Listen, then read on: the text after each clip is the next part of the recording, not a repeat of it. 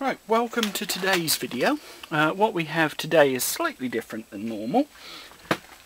What I'm doing is measuring the electrolytic transfer of copper from one electrode to another in a cell filled with copper sulphate solution, which is not yet present, as you can see.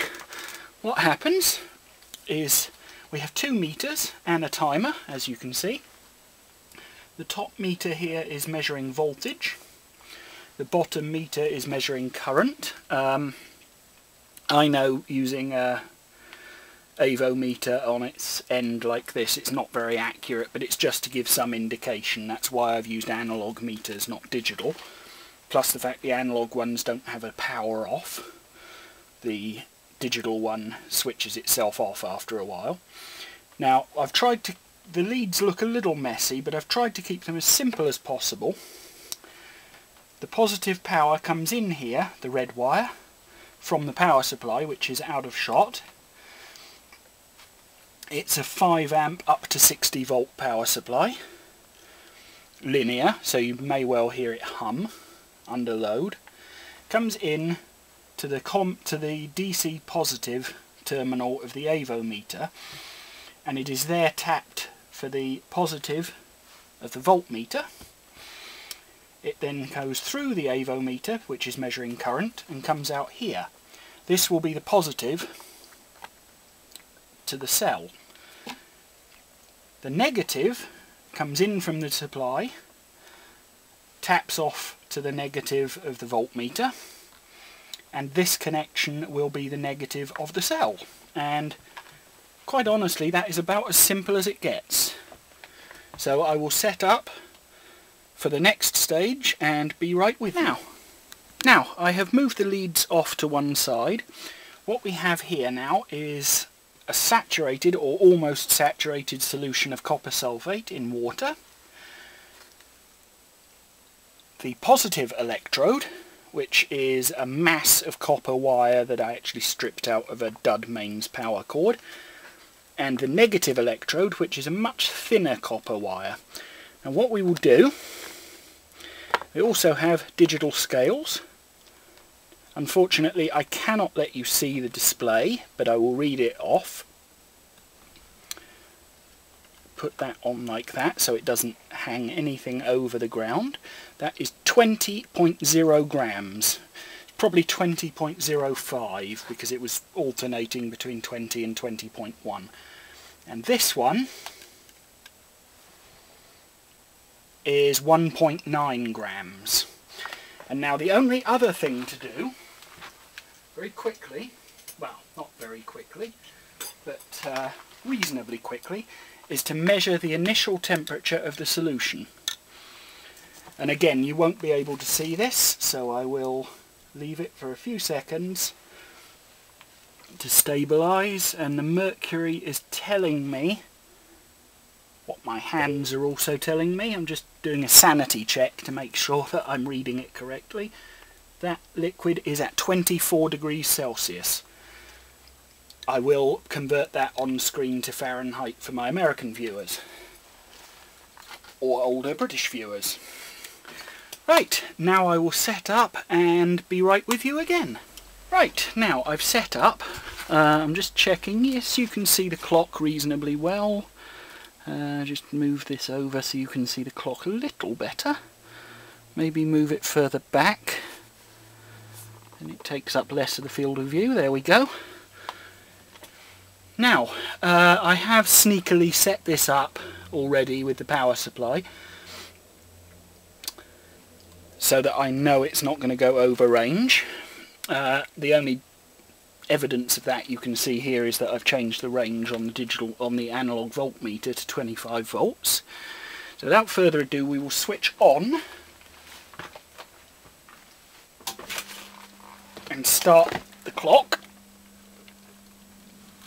Now, as you can see, there is no movement whatsoever of the there's no bubbling, I mean, by that.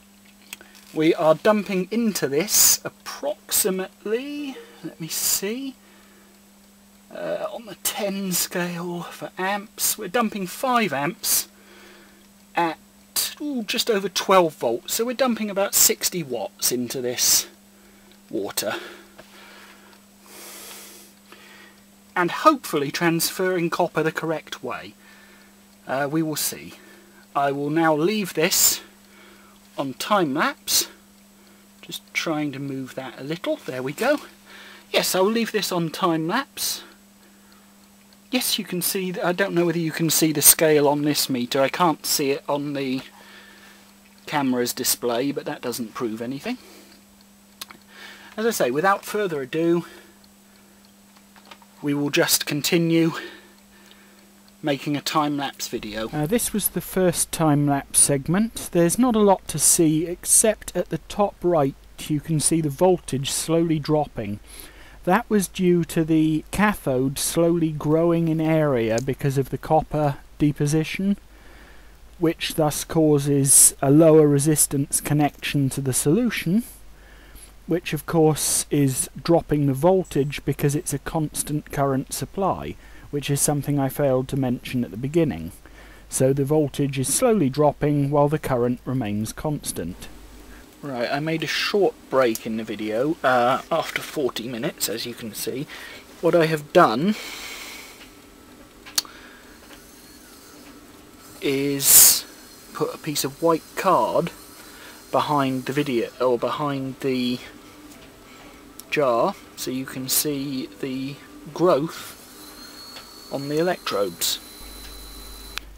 This is the second time-lapse segment, which was cut short ultimately by a failing battery in the video camera, but what you can see is the trees growing towards the anode from the cathode, which is on the right, and a hand will come in and knock them off shortly because I wanted to avoid short circuits.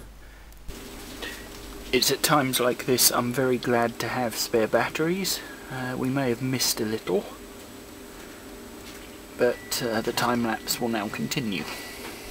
Right, in a few seconds I'm going to zoom in, because I forgot to zoom in after changing the battery.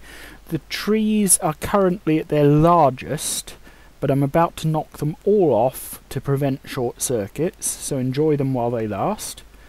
Which isn't long now. Here it comes, and there they go. I had to do that to protect the power supply, I'm afraid. As you can see, I shook off all the pretty trees of copper. I've realised the original purpose of this is not going to work. We're not going to be able to measure how much has been transferred. But because I had the current density too high, basically. 5 amps is a little too much on a tiny thin piece of wire. But on the plus side, you can see the trees of copper growing out that way. This is of course the positive, which is supplying the copper, which goes across to the negative, or cathode. You can see the trees of copper are growing out again. The current density is so high that it is growing in a tree form, which means it doesn't have a lot of integrity and tends to just fall off. A little bit like the paper behind it. But you can see they're growing again. I will try to get the cathode out and weigh it, just to prove it has gained a little weight. You can clearly see the anode is losing material severely. It'll eventually drop off. I mean, I don't know whether you can see on the video. Probably it will be visible. But my mistakes were manifold in this, but of course it's a learning curve. Using stranded wire for the anode was not very sensible, because when it erodes near the top, as you can see, little pieces of it fall constantly. There's a constant rain of pieces of copper down to here. tiny needles of copper. I will try and get nice pictures of those. What is interesting is the current is carrying solid pieces of copper across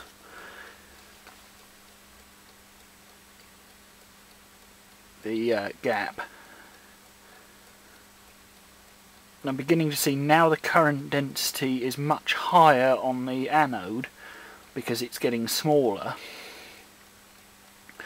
You're getting extreme breakup of the anode. It's actually not going to last very long now. What I failed to mention at the beginning is that it's a current limited supply set to 5 amps. So the voltage is varying and the current is remaining stable. What this means is that I could do another video, or probably will do another video later, using a much lower current, a bigger cathode and a much lower current, probably 1 amp or thereabouts in a container this big, but with a large grid type cathode, and hopefully that won't tree so much, especially if I suspend it in the middle and put 2 anodes, one each side. But I think this video is not definitely a washout, or definitely not a washout rather, because it is rather pretty. I'm going to try gently. Oh, you hear the pop there? Look at those copper trees. They are beautiful.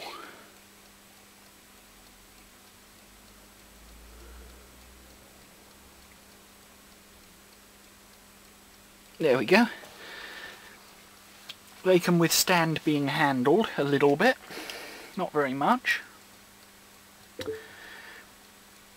I'd imagine when I filter the solution, because I'm going to filter the copper sulphate, because I've used pure electrical grade copper, which is very pure for both the anode and cathode. And it's pure copper sulphate solution, so there should be no contamination. I will save the solution probably in a volumetric flask because it's what I happen to have. Other people could use a 2-litre bottle. But me being me, I have more volumetric flasks than 2-litre bottles. So I will try to use that. You can see the base actually. I can't see it too well on the viewfinder because it's showing me the length of the video. But yes, there was a little jump a little while ago in the video because unfortunately the battery went dead without it telling me. But that's fine. As I say, it's a learning curve. This is the first one of these experimental type videos I've made. I think the anode is about to give out in a little bit. I'll leave it running as long as possible. And I will see what I will see at the end, so I will go back to the time lapse now. You just saw the anode drop off there. This video is only sped up 8 times instead of 64. Because of the length of the video, it would have only lasted 2 seconds. And not very far into that video at all, a time lapse, you can see the current's dropped, and so has most of the anode. There's only a very tiny piece of the cathode or the anode connecting at the top. I can hear arcing or boiling. It's actually boiling the water or the solution where it comes in contact because of the current density at that point. It's very tiny. There will be no further growth much on the cathode. I'm watching the current drop slowly. The voltage is now at 24 volts. Yep, 25 volts-ish. That was a fortuitous voltage setting because it's the maximum voltage for this meter. What I will actually do is turn the voltage up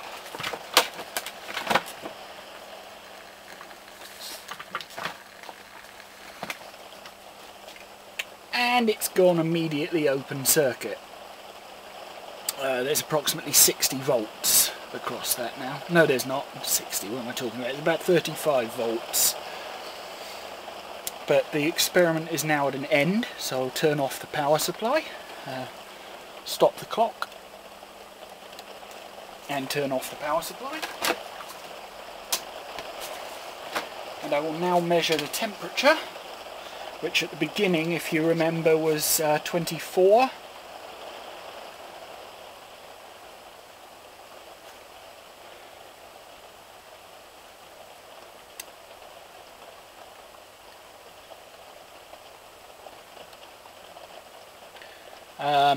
There's quite a strong temperature gradient actually. I don't know whether it's showing, but if I put it in near the bottom, it's only reading 50 Celsius. If I bring the thermometer to the top, it's reading 75 Celsius.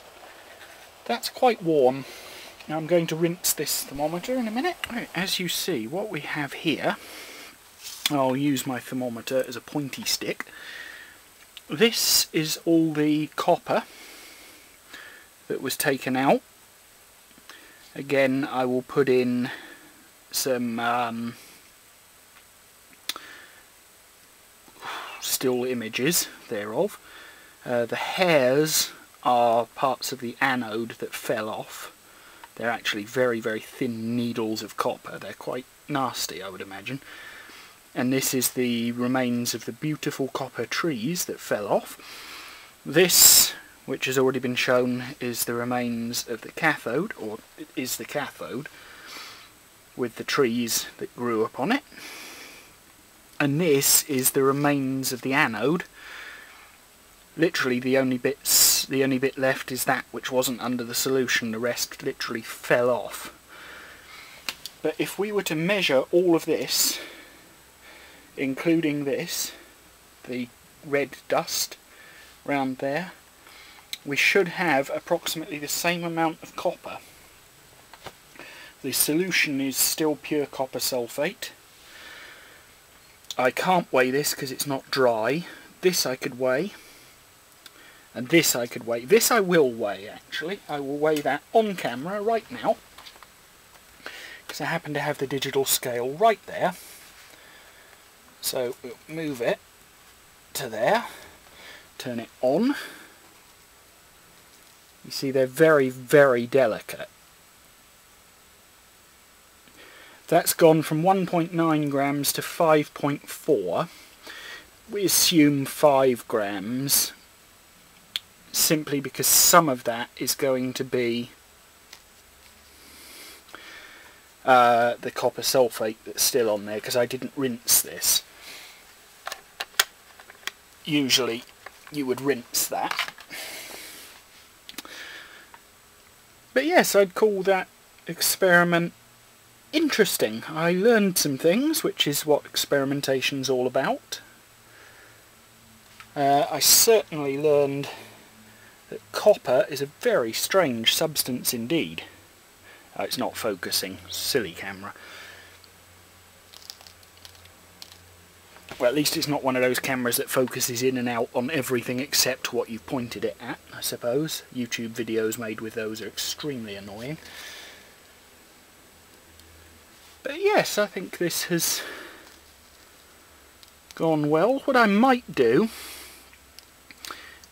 not now, but I may keep this and then try replating it without scraping the trees off at a much lower current density and see what effect that has. Whether it can solidify the trees or whether it's a lost cause. I'm not sure actually. You need to shake off the really loose bits, but these, you see, they just drop off, but these bits are quite firm. I will put this up out of the way onto a place that's never disturbed. This is the only segment of the anode remaining. It's the segment that was above the solution, hanging over the edge of the container. And as they say, if you're not part of the solution, you're obviously part of the precipitate. Speaking of which, here is the precipitate. As you can see, there's a large splodge of very fine copper powder, which I believe is what was falling off all the time during the electrolysis. To the left are the very small copper needles that are what's left of the anode as it dropped off into the solution. And to the right are the small pieces of the tree that I knocked off. And speaking of the trees, here's what's left of them on the cathode. Now, as you can see, it's a rather fractal pattern, I believe. Please remember, if you liked this video, please give it a big thumbs up. If you have any questions, please leave them in the comments below. And if you haven't already, don't forget to subscribe.